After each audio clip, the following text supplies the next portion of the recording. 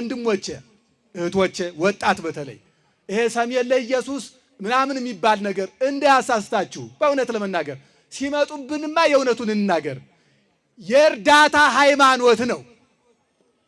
የሳልቫጅ ሃይማኖት ነው። መጠመቁ ለዓለም ነው። መሰቀሉ ለዓለም ነው። መነሳቱ ለዓለም ነው። ማረጉ ለዓለም ነው። የሚመጣውም ዓለምን ለማዳን ነው። የሕዝቡ ኃጢአት የሚሰረይበት እንደቀደመው የዓመት ብቻ ኃጢአት ሳይሆን የዓለም ኃጢአት የዘላለምም ኃጢአት የሚሰረይበት እውነተኛው በግ ነው። እኛም ቢሆን ሰውነታችን ንጹህ መስዋዕት፣ ያማረ መስዋዕት፣ የተወደደ መስዋዕት አድርገን የምናቀርበው መጀመሪያ ተጠምቀን ነው። መልካም የሚሰራ ሰው ወደ ብርሃን ይመጣል ነው የተባለ። ወደ ብርሃን ይመጣል። ክፉ የሚሰራ ደግሞ ወደ ጨለማ ይሄዳል። ወገኖቻችን ዓለም ኃላፊ ነው። ንብረቱም ፈቃዱም ኃላፊ ነው። ሁሉም ኃላፊ ነው። ቀሪው መልካምነት ነው። እኛ እንደነሱ ሰሜን፣ ደቡብ፣ ምስራቅ፣ ምዕራብ ብለን ሳይሆን ዓለምን በሙሉ ለኢየሱስ ክርስቶስ ልጅ ለማድረግ እንሰብካለን።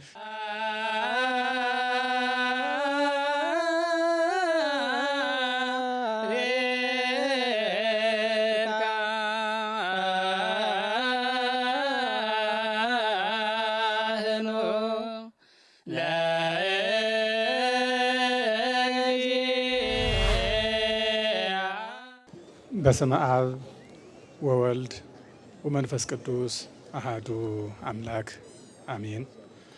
በአንድነቱ ምንታዌ ሁለትነት፣ በሶስትነቱ ርባኤ አራትነት ሳይኖርበት አንድነቱ ሶስትነቱን ሳይጠቀልለው ሶስትነቱ አንድነቱን ሳይከፋፍለው ቅድመ ዓለም ማእከለ ዓለም ድህረ ዓለም በአንድነት በሶስትነት ሲሰለስ ሲቀደስ የሚኖር ዘለዓለም ሥላሴ ስሙ የተመሰገነ ይሁን።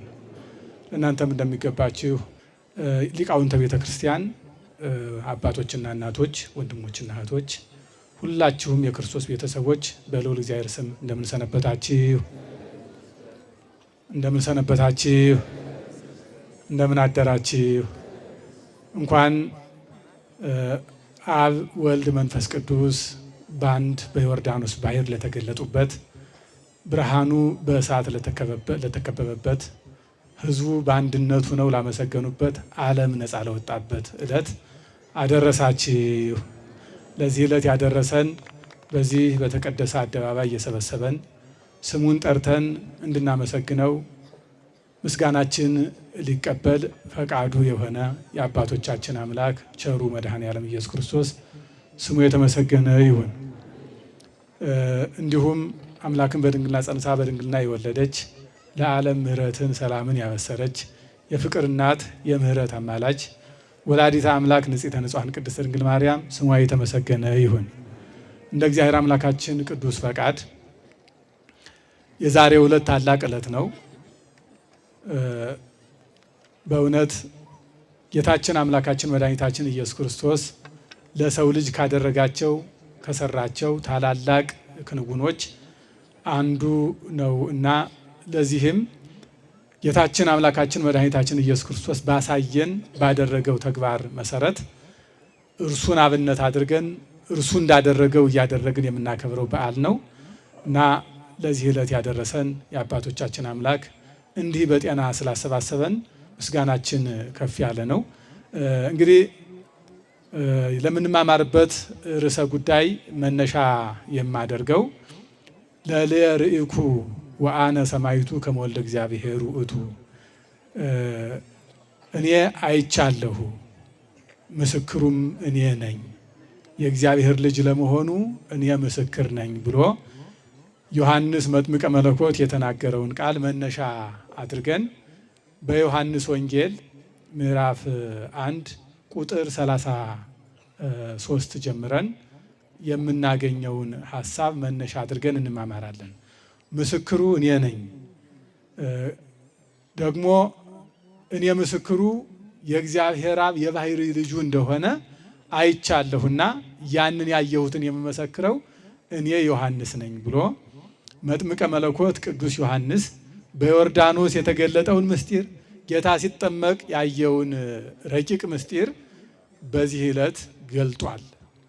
እንግዲህ ዮሐንስ ምስክርነቱ የታመነ እንደሆነ ዮሐንስ ምስክር ነው። ምስክሩ እኔ ነኝ፣ ደግሞ እኔ ምስክሩ የእግዚአብሔር አብ የባሕሪ ልጁ እንደሆነ አይቻለሁና ያንን ያየሁትን የምመሰክረው እኔ ዮሐንስ ነኝ ብሎ መጥምቀ መለኮት ቅዱስ ዮሐንስ በዮርዳኖስ የተገለጠውን ምስጢር ጌታ ሲጠመቅ ያየውን ረቂቅ ምስጢር በዚህ ዕለት ገልጧል። እንግዲህ ዮሐንስ ወንጌላዊ ዮሐንስም ይጽፋል። ወዝንቱ ውእቱ ስሙ ለዮሐንስ የዮሐንስ ምስክርነቱ ይህ ነው ብሎ የታመነ ምስክር እንደሆነ ነግሮናል። ለምን? በዓይኑ ያየ ምስክር ነውና፣ በቦታው የነበረ ምስክር ነውና፣ ያየውን ደግሞ የተናገረ ነውና ይህንን ምስክርነቱን ወንጌላዊ ዮሐንስ በቀደመ ዘመን ደቀ መዝሙሩ የነበረ ኋላ ደግሞ የእሱን ቃል የጻፈ የሥላሴን አንድነት ሶስትነት አምልቶ አስፍቶ የተናገረ የጻፈ በዚህም ከሐዋርያት ተለይቶ ሕያውነት እስከ ምጽአት ድረስ የተሰጠው ደጉ ሐዋርያ ምስጢራዊው ሐዋርያ የመለኮትን ምስጢር የተናገረ ሐዋርያ ቅዱስ ዮሐንስ የአባቱ የዮሐንስ ወንጌል መጥምቅ ምስክርነትን ጽፎልን እናገኘዋለን።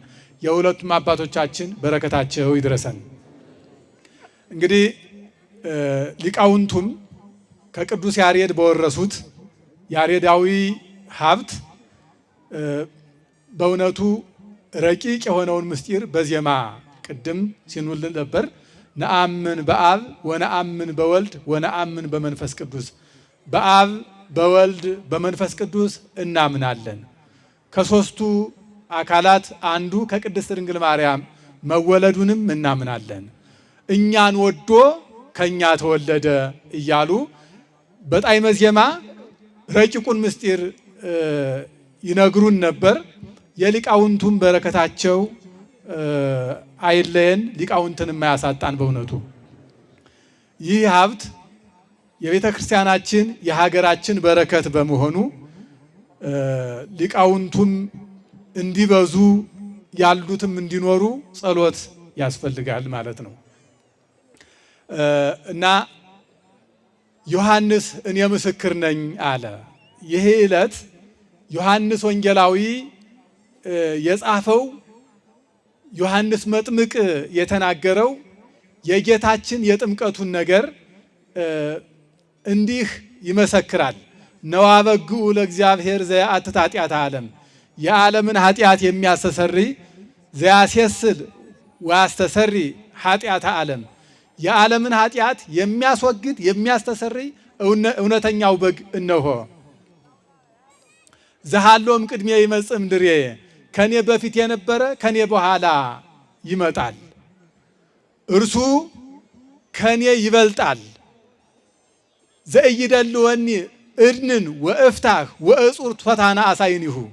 እንደ ወንጌላውያኑ አነጋገር የእግሩን ጫማ ዝቅ ብዬ ማዘቢያውን ልፈታው የማይቻለኝ ጫማውንም ተቀብዬ ልሸከመው የማልችል ከኔ የሚበልጥ እርሱ ከኔ በኋላ ይመጣል፣ ከኔ አስቀድሞ ነበረ ከኔ በኋላም ይመጣል እያለ ቀዳማዊነቱን ዳህራዊነቱን ወይም ዘላለማዊነቱን ይመሰክራል።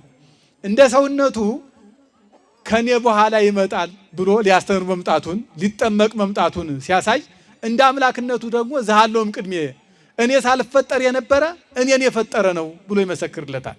ስለዚህ ቀዳማዊነቱን ዳህራዊነቱን እርሱ ራሱ ከመሰከረው ምስክርነት ደግሞ የዮሐንስ መጥምቀ መለኮት ይያያዛል። እርሱ ራሱ ባለቤቱ እምቅድመ ይትወለድ አብርሃም ሀሎኩ አነ፣ አብርሃም ሳይወለድ እኔ ነበርኩ ይላል። እንግዲህ ዘመነ አብርሃም 2000 በላይ ነው። ወይም አብርሃም ካለፈ ጌታ እስኪያስተምር እስኪወለድ ድረስ ከ2000 በላይ እድሜ ተቆጥሯል።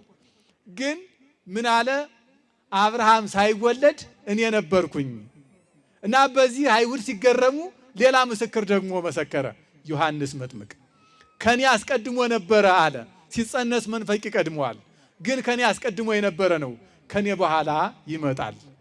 መገለጡን ሲያይ ከኔ በኋላ ይመጣል አለ። ቀዳማዊነቱን ሲያይ ደግሞ ከኔ በፊት ነበረ አለ። ይህ አምላክ ከገሊላ ወደ ዮርዳኖስ ዮሐንስ ወዳለበት ከዮሐንስ ሊጠመቅ መምጣቱን ማቴዎስ በወንጌሉ መዝግቦ እናገኛለን። የማቴዎስ ወንጌል ምዕራፍ 3 ቁጥር 13 ጀምሮ ቅድም የተነበበልን ቃል ነው። አሚያ መጻ እግዚእ ኢየሱስ እምገሊላ ሀበ ዮርዳኖስ ከመ ይጠመቅም ዮሐንስ። ከዮሐንስ ሊጠመቅ በዚያ ጊዜ ጌታ ከገሊላ ወደ ዮርዳኖስ ዮሐንስ ወዳለበት መጣ። ትህትናውን የሚያሳይ ነው። ዮሐንስ ፍጡሩ ነው። ዮሐንስን የሾመው እሱ ነው። ዮሐንስን እስከዚህ ቀን የጠበቀው እሱ ነው።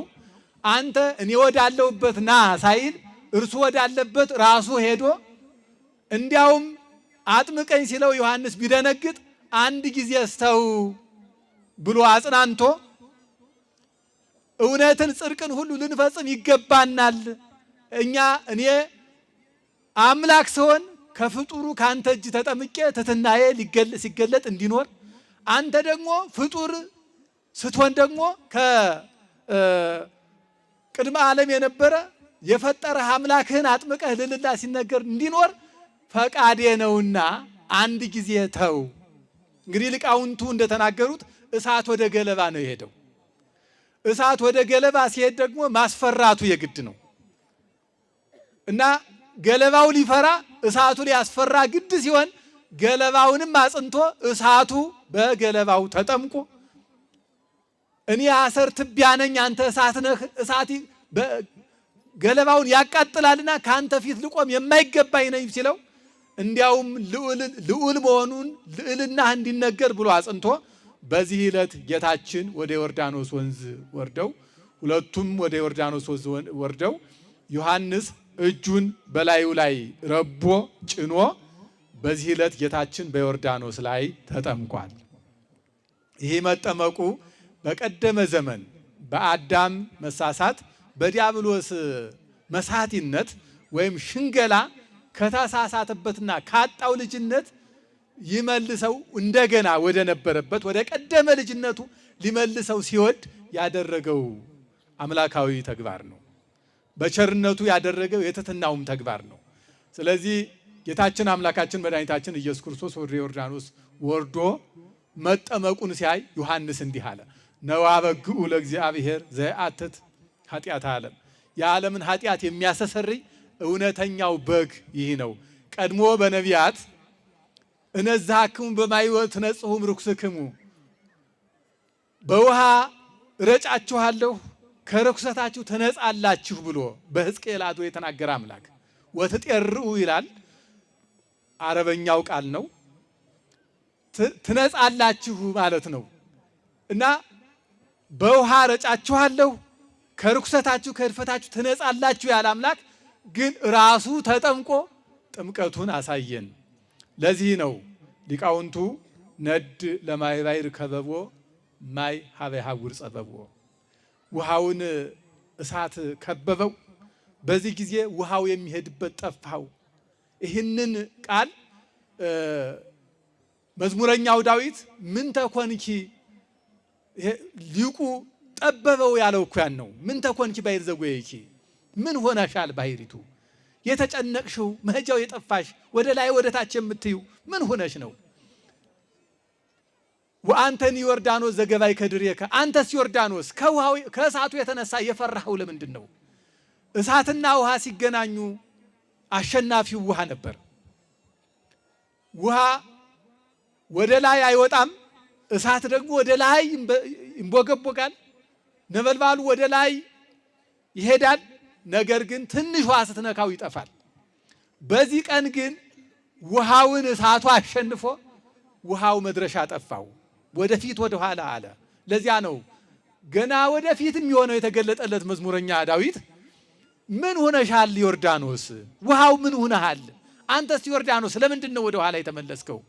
እያለ የውሃውን መጨነቅ እንዲያውም እንደሚያጽናና እንደሚያረጋጋ በጎ አርበኛ አይዞህ እንጂ እንደሚል ለምንድን ነው ፊት ኋላ ግራ ቀኝ የምትለው? ለምን ትጨነቃለህ? አይዞህ ይለው ነበረ እና በጉ ጌታ በዮርዳኖስ ገብቶ ሊጠመቅ ስለቀረበ ነው። ጌታችንን ቅዱስ ዮሐንስ በግኡ በሚል ነዋ በግኡ በሚል ለምን ገለጠው? በእውነቱ እንዴ እነሆ አምላክ ለምን አላለም? እነሆ ንጉሱ ለምን አላለም? እነሆ ሊቀ ካህኑ ለምን አላለም? ነዋ በግኡ፣ እነሆ በግ የዓለምን ኃጢአት የሚያስተሰርይ እውነተኛው በግ አለ። ከብሉይ ኪዳን ልማድ ተነስቶ ነው። በብሉይ ኪዳን ለመስዋዕት የሚሆነው በግ ተቀድሞ በውሃ ይታጠባል። በዮሐንስ ወንጌል ምዕራፍ 5 ላይ ጵሩጳጥቄ ይለዋል። መጠመቂያ መዋኛ ውሃ አለ። ለመስዋዕት የሚሆኑ በጎች ብቻ የሚዋኙበት የሚጠመቁበት። ስለዚህ ተጠምቆ ሲያበቃ ሊቀ ካህኑ ይሄድና ከበጉ ራስ ላይ እጁን ይጭናል። እጁን ይጭንና ኃጢአተኞች ኃጢአት የሰሩ ዓመቱን በሙሉ ኃጢአት ሲሰሩ የኖሩ ሕዝቡ ይሰበሰባሉ። ስለዚህ ያንን የመስዋዕት በግ በመካከላቸው እጁን ይጭንና ከዚያ በኋላ ይሰዋል። በእጁ ተጭኖ በተሰዋው በግ ምክንያት የሕዝቡ ኃጢአት የዓመቱ ኃጢአት ይሰረይላቸዋል። ስጋዊ ኃጢአት፣ መዓት፣ መቅሰፍት፣ አባር፣ ቸነፈር፣ ጦርነት ሊያመጣ የነበረ ኃጢአታቸው በዚያ የበግ መስዋዕትነት መጀመሪያ በውሃው በታጠበ ከዚያ ቀጥሎ ደግሞ እጁን ሊቀ ካህኑ በጫነበት ከዚያም ቀጥሎ በተሰዋው በግ ምክንያት የሕዝቡ ኃጢአት ይሰረይ ነበረ። ስለዚህ ዮሐንስ ከዚያ ልማድ አምጥቶ ነው የተናገረው።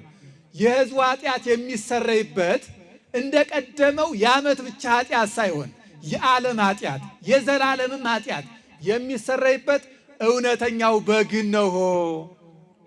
እኔ ደግሞ ለዚህ በግ ምስክሩ ነኝ። ይሄ በግ እኔ እንደተናገርኩት በግ ብቻ አይደለም፣ የእግዚአብሔር አብ የባሕሪ ልጁ ነው ሲናገር ሰምቻለሁ። አብ ራሱ በደመና ሆኖ ዝንቱ ውእቱ ወልድየ ዘአፈቅር፣ የምወደው የምወልደው የምመለክበት የምሰገድበት አንድያ ልጄ ይህ ነው ብሎ በማቴዎስ ወንጌል የተናገረውን በማርቆስ ደግሞ አንተ ውእቱ ወልድየ እንዲያው ሩቅ አድርጎ ይህ ልጄ ነው በሕዝቡ መካከል ስለሆነ የሚናገረው ይህ ልጄ ነው ሲል የትኛው ነው ከኛ መካከል እንዳይሉ አንተ ውእቱ ወልድየ ጠቁሞ እንደማሳየት አንተ ልጄ ነህ ብሎ እግዚአብሔር አብ ሲናገር መንፈስ ቅዱስ ደግሞ አንተ የተባለው ማን እንደሆነ ያሳውቅ ዘንድ መጥቶ በወልድ ራስ ላይ በርግብ አምሳል አረፈ። እንዲያው አንዳንዶቹ ይሄ ርግብ ዝም ብሎ ርግብ ነው እንዳይሉ የርግብ መውጫ ጊዜ የታወቀ ነው። ይሄ ተአምር ወይም ይህ ድርጊት የተፈጸመበት ከሌሊቱ 10 ሰዓት ነው።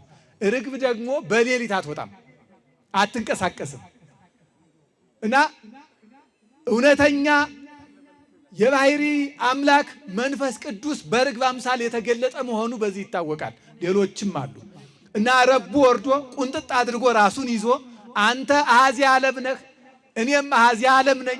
በደመና ሆኖ የሚናገረው አብም አሐዚ ዓለም ነው። አሐዚያነ ዓለም ነን ሲል ቆንጠጥ አድርጎ ያዘው። መንፈስ ቅዱስ በርግብ አምሳል ሲወርድ ረቦ ወርዷል። ምሉ ነኝ እኔም ምሉ ነኝ፣ አንተም ምሉ ነህ፣ አብም ምሉ ነው፣ በዓለም ምሉ ነን ሲል ነው። እንግዲህ በአካላት 3 አካላት በአንድ ምላት የሚኖሩ ናቸውና እንደዚህ አሰይፎ ወርዷል። መንፈስ ቅዱስ ነው። ይሄም ማን እንደሆነ ወዴት እንደሚወርድ እያሳየ ሲወርድ ነው። ስለዚህ በራሱ ላይ እጁን ጭኖ ዮሐንስ እውነተኛው በግ ይህ ነው፣ የዓለም ኃጢአት የሚሰረይበት በግ ደግሞ የእግዚአብሔር ልጅ ነው ብሎ መስክሯል። ምስክርነቱም እውነት ነው። ለምን? አይቷልና፣ ያየነዋ፣ የሰማውን ያየውን ነው የተናገረ። አብ ሲናገር ሰምቷል። መንፈስ ቅዱስ ሲያርፍበት ሰምቷል። ሲያጠምቀው ራሱ አጥምቆታል ወልድን። ስለዚህ የሥላሴ አንድነት ሦስትነት የተገለጠበት ለሰው ልጅ የታየበት ዕለት ነው። ጌታችን አምላካችን በሚጠመቅ ጊዜ አንድነት ሦስትነት ተገልጧል። ብርሃን ሆኗል። አካባቢው ወይም ባሕሪቱ እሳት ከቧታል። ውሃይቱም አለች። ከፍ ብላ በራሱ እንደገና ተመልሳ አጥምቀዋለች። ስለዚህ ጌታችን አምላካችን መድኃኒታችን እውነተኛ በግ መባሉ በዚህ ቀን ተጠምቆ በቀራንዮ ተሰውቶ ዓለም የሚድንበት እውነተኛ መስዋዕት መሆኑን በበግ አምሳል ሲናገረው ነው። ጌታችን አምላካችን ደግሞ እርሱ በግ እንደተባለ እኛንም በጎች ብሎናል። አባግዕ እያለ ይናገራል እና እኛም ቢሆን መስዋዕትነት የምናገኝ ሁላችንም በቅዱስ ጳውሎስ ትእዛዝ የታዘዝን ነን። ምን ብሎ ጳውሎስ አዟል? በሮሜ መልእክቱ ምዕራፍ 12 ላይ አስተበቋክሙ አኀዌ ወንድሞቼ እማልዳችኋለሁ ትረሲው ነፍስተክሙ መስዋዕተ ቅዱሰ ወኅሩየ ወስሙረ ለእግዚአብሔር፣ ሰውነታችሁን ለእግዚአብሔር ያማረ የተወደደ የበጀ መስዋዕት አድርጋችሁ ታቀርቡ ዘንድ ማልዳችኋለሁ ይለናል። ስለዚህ እኛም ቢሆን ሰውነታችን ንጹሕ መስዋዕት፣ ያማረ መስዋዕት፣ የተወደደ መስዋዕት አድርገን የምናቀርበው መጀመሪያ ተጠምቀን ነው እና ጌታችን ተጠምቆ መስዋዕት ሆኗል። እኛም ተጠምቀን ራሳችን ንጹሕ መስዋዕት አድርገን ለእግዚአብሔር እናቀርባለን ማለት በቅንነት በታማኝነት እንገለጣለን ማለት ነው። እንደ ዮሐንስ የሰማነውን እንመሰክራለን፣ ያየነውን እንመሰክራለን። ዝም ብለን አናወራም። ስለዚህ ለእግዚአብሔር እኛም በጎቹ እንሆን ዘንድ እርሱ በግ ሆኖ መስዋዕት ሆኖ መጣ። ስለ ቸርነቱ ስሙ የተመሰገነ ይሁን። ይሄ በግ እረኛ ነው። እንዲያውም ሊቁ ዮሐንስ አፈወርቅ ሲገልጠው ዲያብሎስ በግ ሆኖ ሊሰዋ ሲላየና ቀረበ አለ። ሲቀርብ ግን እረኛ በትር የያዘ እረኛ ሆኖ አስጨነቀው ይላል። ሲቀርብ በግ ሆኖ ቀረበ። ከዚያ በኋላ ግን በትር የያዘ እረኛ ነበርና ዲያብሎስን አባረረልን። ስሙ የተመሰገነ ይሁን። እንግዲህ ድል የተነሳ ወታደር ወይም ድል የተነሳ ኃይልን ልንዋጋ የተሰለፍን አርበኞች ነን። እኛ ማለት መገለጫችን ይሄ ነው። ዲያብሎስ ደብዳቤውን አጥፍቶበት ሰነዱ ጠፍቶበት መረጃ የሌለው እንግዲህ በውትድርና ሕግ የመጀመሪያው የጦርነቱ ዋና ትልቅ ሀብት መረጃ ነው። ዲያብሎስ ከአዳም ጀምሮ 5500 ዘመን ያጠራቀመው መረጃ ዛሬ በዮርዳኖስ የስቅለት ደግሞ በሲኦል ተደምስሶበታል። አሁን መረጃ የለውም። ስለዚህ ያገኘ ሁሉ የሚያሸንፈው ድል የተነሳ ወታደር ነው እና ድል የተነሳ እንዳይነሳን የእግዚአብሔር አምላካችን ጥበቃው አይለየን እና እውነተኛው መስዋዕት እንደሆነ ወይም በግ እንደሆነ ከተናገረ በኋላ እንዲህ ይላል። ተርወ ሰማይ፣ ሰማይ ተከፈተ። ሰማይ ተከፈተ። ጌታችን በተጠመቀ ጊዜ ቅድም እንዳልኳችሁ የሥላሴ አንድነት ሦስትነት ተገልጧል። ብርሃን ሆኗል። ባሕር አለ። ከዚያ እንደገና ደግሞ ሰማይ ተከፍቷል። ሰማይ ተከፈተ። ተርወ ሰማይ ከመ ይባወጥ ሙቃን ዮሐንስ አፈወርቅ። ሰማይ ተከፈተ። የጌታ ጥምቀት ቀን ለምን ተጠመቀ? ደብዳቤያችን ተቀዶ ወይም ተደምስሶልን ሰማይ ተከፈተልን። ክርስቶስ ሲጠመቅ ሰማይ ተከፈተ። ለምን? የተጠመቁ ሁሉ ሊገቡበት ሰማይ ተከፍቷል። እንከሰ ይንወርድ ውስተ ሲኦል ታይተ። ከዚህ በኋላ ወደ ታች ወደ ሲኦል አንወርድም። አላ ንተልዎ ፈድፋደ ለዘፈጠረና የፈጠረንን ተከትለን ሰማይ ሰማያት እንሄዳለን እንጂ ነው። ይሄንን ሰማዩን ከፍቶ አንድ እንግዳ ሲመጣ ቤቱን ከፍቶ ወዳጀ ግባ ሲሉት ምንድነው የሰውየው መልስ? ኧረ አልገባም እሄዳለሁ እምቢ ነው ወይስ እንዴ አመሰግናለሁ በሩን ስለከፈትክልኝ ብሎ ገብቶ ተጋብዞ በልቶ ጠጥቶ አመስግኖ መሄድ ነው? የትኛው ነው ጥሩነት? የትኛው ይሻላል? ከተከፈተ ቤት ገብቶ መመገብ ወይስ አልገባም ለምን ከፈትክብኝ ብሎ ተቆጥቶ መሄድ? የትኛው ነው የሚሻል? ገብቶ መብላት አይደል? ስለዚህ ሰማይ ተከፍቶ ልጅነት ተመልሶ ቅዱስ ሥጋው ክቡር ደሙ ተቀርቶ ተፈትቶ ኑ ብሉ በሩ ክፍት ነው ተብለናል። ይሄን ያደረገ መድኃኔዓለም የተመሰገነ ይሁን። እኛም ስንጠመቅ ይሄ ሁሉ ይሆናል። የሚገርም እኮ ነው። እኛ ስንጠመቅ የሥላሴ አንድነት ሦስትነት ተገልጧል አይደል? በጌታ ጥምቀት አይደል? ተገልጧል። እኛም ስንጠመቅ ሦስቱ ሁሉ መጥተው ያድሩብናል፣ ይዋሃዱናል። ንመጽ አነ ወአብ ወመንፈስ ቅዱስ ንመጽ ሀቤሁ ወንገብር ምዕራፈ ውስቴቱ። እኔ አባቴ የባሕርይ ሕይወት የመንፈስ ቅዱስ እንመጣለን ማደሪያ እናደርገዋለን ብሏል እግዚአብሔር ወልድ ሲመሰክር። ማደሪያ እናደርገዋለን። ማንን ነው? የተጠመቀውን ሰው ማረፊያ ማደሪያ እናደርገዋለን። ለምን? ከተጠመቀ በትእዛዝ ጸንቶ ከኖረ ማደሪያ እናደርገዋለን። የሥላሴ ማደሪያ መሆን የምንጀምረው ስንጠመቅ ነው። ሁላችንም ተጠምቀናል አይደል? እንኳን ደስ ያላችሁ። ይሄ ትልቅ ሀብት ነው። የሥላሴ ማደሪያ ለመሆን የተሰራን ቤቶች ሆነናል። የተሰራን ቤቶች። ከዚህ በኋላ ሥላሴን የምናሳድረው ደግሞ ያ ባህሩ ብርሃኑ ነው አይደል? የኛም ሕይወት ብርሃናዊ ሊሆን ይገባዋል። ብርሃናዊ መቼስ ብርሃን የመልካምነት ምልክት ነው። ጨለማ ደግሞ የመጥፎነት ምልክት ነው እና መልካም የሚሰራ ሰው ወደ ብርሃን ይመጣል ነው የተባለ። ወደ ብርሃን ይመጣል። ክፉ የሚሰራ ደግሞ ወደ ጨለማ ይሄዳል። መልካም የሚሰራ ወደ ብርሃን የሚመጣ ለምንድን ነው? ከመያስተሪ ምግባሩ መልካም ስራ እየሰራ ስለሆነ ስራው ይታይለት ዘንድ አይደል? መልካም ስራ እየሰራ ስለሆነ አሁን ዓለም እንዲያየን ለምንድን ነው የተመዘገብን? እኛ የምናፍርበት ነገር የለማ። ሁሉም የምንሰራው ስራ ሁሉ አስደሳች ነው። እንኳን ሌላው ልብሳችን አያስደስትም? እንዲህ አምረን አሸብርቀን ስንታይ ደስ አንልም? ይሄንን እኮ ዓለም አያገኘውም። ይሄን ሁሉ ግን ዓለም እንዲያየው ይኸው በዓለም ቅርስነት አስመዝግበን ዓለም እንዲያየን ፈቅደን እየታየን ነው። ለምን? ስራችን መልካም ስለሆነ። ስራችን መልካም ሳይሆንማ ሲቀር ጨለማ ለጨለማ ነው የምንሄደው። እንዲያ ከመሆን እግዚአብሔር ይጠብቀን። ስለዚህ ዘላለማዊ ሕይወታችን ብርሃናዊ ይሆን ዘንድ ዮርዳኖስ ጌታ ሲጠመቅ ብርሃን ከበባት፣ እሳት መጣ። እንዲሁ የሥላሴ አንድነት ሶስትነት ተመስክሮ ዮሐንስ ደግሞ የዚያን ምስክርነት አስተጋብቷል። የእኛንም ደግነት ቅዱሳን አባቶቻችን ወይም ደግሞ መላእክት ሁሉ አንድ ሰው ሲመለስ ደስ ይላቸዋል። በ99 ነገደ መላእክት ዓለም ምስጋና ይደረጋል አንድ ሀጥ ሲመለስ። ስለዚህ በዚህ ቀን የመጣው ብርሃን በሕይወታችን እንዲፈነድቅ የእግዚአብሔር አምላካችን ፈቃዱ ይሁን። ሁላችንም በብርሃኑ እንድንመላለስ ተጠርተናል። ኑ በብርሃኑ ተመላለሱ ተብለናል። ወደ ብርሃኑ መተን እንድንመላለስ የጨለማ ልጆች እንዳንሆን የእግዚአብሔር አምላካችን ፈቃዱ ይሁን። እንግዲህ ወደ መጨረሻ መልእክቴ ምንድን ነው ካላችሁኝ፣ በእውነቱ አሁን ያለንበት ምንም እንኳን እኛ ባናምንም ጨለማ ላይ ነን። ነገሮች ሁሉ ጭልም ያሉበት ጊዜ ነውና እንዲያው እንዲህ የተጀመረውን ብርሃን ወደ ብርሃን እንዲወስደን እኛም እጃችን ወደ ብርሃኑ፣ አይናችን፣ እግራችን ወደ ብርሃኑ ልናስጉዝ ይገባል። ብርሃኑ በእኛ ላይ እኛም ወደ ብርሃኑ ሄደን እንድንዋሃድ እግዚአብሔር አምላካችን ፈቃዱ ይሁንልን። እንግዲህ እያንዳንዱን ጉዳይ ለመዘርዘር ጊዜ ስለማይኖር ነው።